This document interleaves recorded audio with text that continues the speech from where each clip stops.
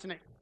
రేపు భవిష్యత్తులో నేను కనే స్వప్నం ఒక్కటే, ఆ రాష్ట్రంలో ఉండే 100% మార్కులు వచ్చే విద్యార్థులు నా ఈ పాఠశాలల్లో నుంచి రావాలి.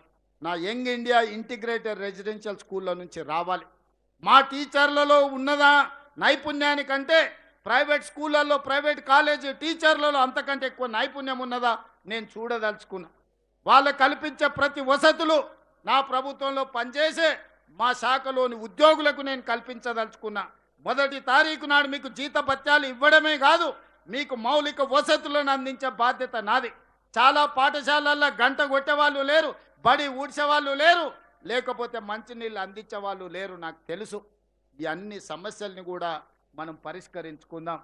దయచేసి మిత్రులారా, ఇక్కడ ఉండే టీచర్లకు ఇక్కడికి వచ్చినా రాకపోయినా 1,05,000 మా టీచర్లకు నా విజ్ఞప్తి ఒక్కటే, ఇది బరువు కాదు, ఇది బాధ్యత, ఇది ఉద్యోగం కాదు, ఇది ఒక భావోద్వేగం. ఈరోజు ఈ భావోద్వేగం తెలంగాణ పునర్నిర్మాణంలో మనం భాగస్వాములను కావాలి. ఈరోజు ఏ శాఖ, ఏ ప్రభుత్వ ఉద్యోగి కొంత పని చేసినా చేయకపోయినా వచ్చే నష్టం కొంతనే.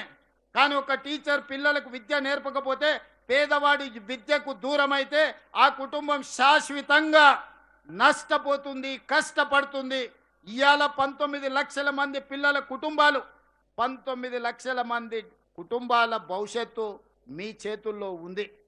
ఈరోజు ఎవరైనా ప్రభుత్వ పాఠశాలకు వస్తుంది అంటే ఉపాధి హామీ కూలికి పోయేవాళ్ళు, కార్మికులు, రిక్షా కార్మికులు, ఆటో కార్మికులు, లేకపోతే దినసరి కూలీ చేసి బతికే వాళ్ళు ఈరోజు ప్రభుత్వ పాఠశాలలకు వస్తున్నారు.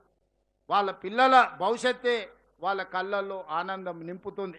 పేద తల్లిదండ్రుల కళ్ళల్లో ఆనందం చూడాలి అనంటే మా టీచర్లు కష్టపడాలి, మా టీచర్లు సమయానికంటే 1 గంట అధికంగా పని చేయండి.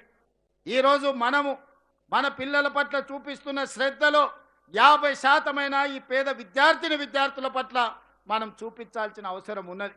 అందుకే ఈరోజు ఇంత మంచి కార్యక్రమాన్ని ఎల్బీ స్టేడియంలో పెట్టి రాష్ట్రానికే కాదు దేశానికి ఆదర్శంగా ఉండే విధంగా తెలంగాణ విద్యాశాఖను, తెలంగాణ విద్యా విధానాన్ని మనం అభివృద్ధి పదం వైపు నడిపిద్దాం.